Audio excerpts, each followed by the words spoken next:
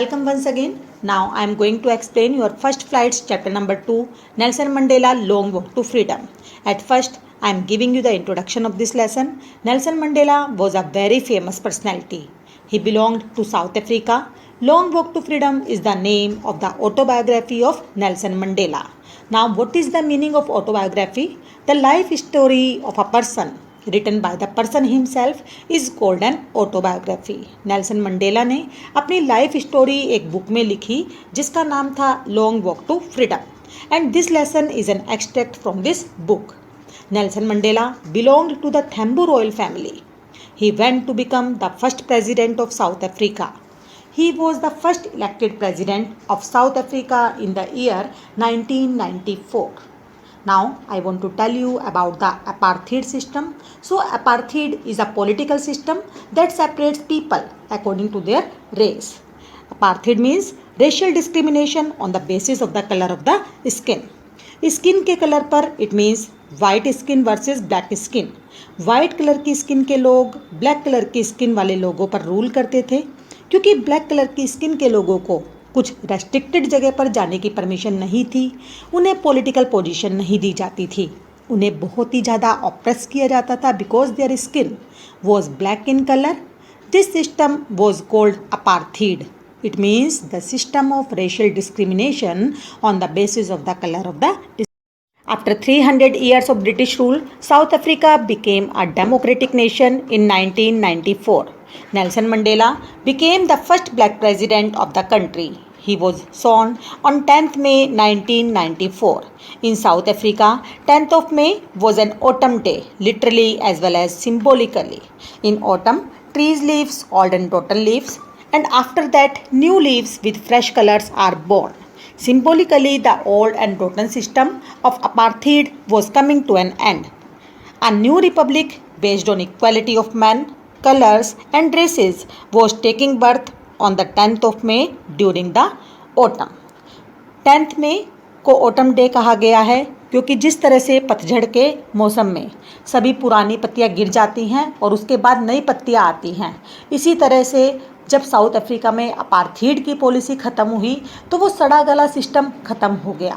उसके बाद एक नए समाज का जन्म हुआ जिसमें सभी मनुष्यों को एक जैसा अधिकार दिया गया. So the day was bright and clear. It was the largest gathering of international leaders on South African soil. Politicians and dignitaries from more than 140 countries attended the ceremony. And the site presented a rainbow gathering of different colors and nations.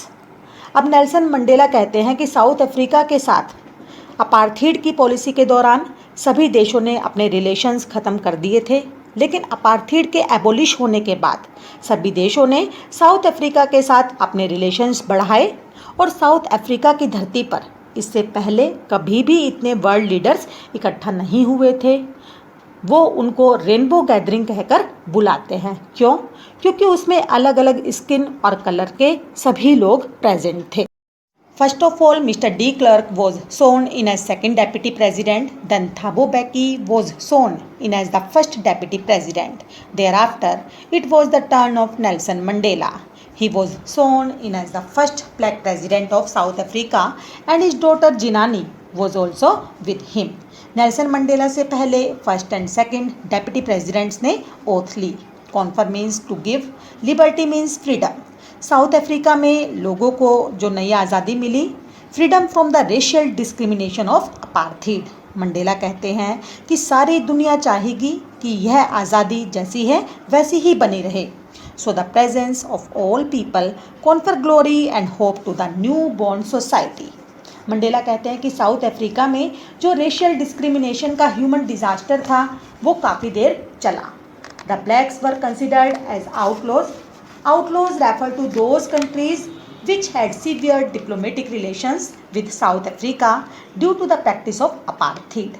दुनिया के बहुत से ऐसे countries थे जिन्होंने apartheid के दौरान south Africa के साथ अपने रिलेशंस ख़त्म कर दिए थे और आज दुनिया के सभी देशों ने साउथ अफ्रीका के साथ अपने रिलेशंस फिर से बना लिए थे. Dignity means respect. So Nelson Mandela thanks the international leaders for sharing a common victory for justice, for peace and for human dignity. Mandela कहते हैं कि अपार्थीड के एबोलिशन से पहले ह्यूमैनिटी की विक्ट्री हुई, लोगों की जीत हुई है, पीस की जीत हुई है, ह्यूमन बीइंग्स के रेस्पेक्ट की जीत हुई है. सो नेल्सन मंडेला ने अपनी स्पीच से दुनिया के सभी देशों को अपने साथ जोड़ लिया. We have at last achieved our political emancipation. Emancipation means freedom from restriction. Apartheid के दौरान साउथ अफ्रीका में पॉलिटिकल डिस्क्रिमिनेशन थी क्योंकि ब्लैक कलर के लोगों को किसी भी सरकार में हिस्सा लेने की परमिशन नहीं थी.